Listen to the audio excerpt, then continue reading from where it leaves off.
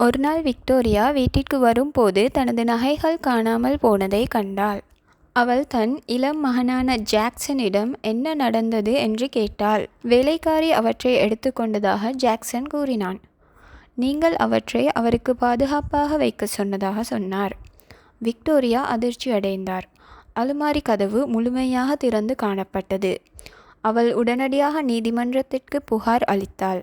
வழக்கு நீதிமன்றத்திற்கு வந்தது. நீதிமன்றத்தில் வேலைக்காரி தன்னம்பிக்கையுடன் தன்னை தற்காத்துக் கொள்கிறாள். அந்த நகைகளை அவர்கள் எனக்கு நிரந்தரமாக கொடுத்ததாக அந்த வேலைக்காரி கூறினாள்.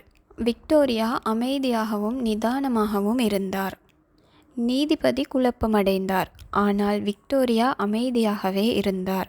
விக்டோரியா புத்திசாலித்தனமாக பேசத் தொடங்கினார்.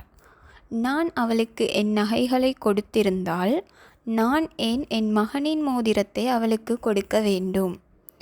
அந்த சிறிய மோதிரம் என் பையனின் விரலுக்கு மாத்திரமே பொருந்தும். அவளால் அதை அணிய முடியாது. நீதிபதி தலையசைத்தவாறே சம்மதம் தெரிவிக்கிறார். அந்த ஒற்றை கேள்வியை கேட்டதும் வேலைக்காரியின் முகம் சுருங்கியது. விக்டோரியா வேலைக்காரியின் ஏமாற்றத்தை நிரூபித்தல் வழக்கில் வெற்றி பெற்றார்.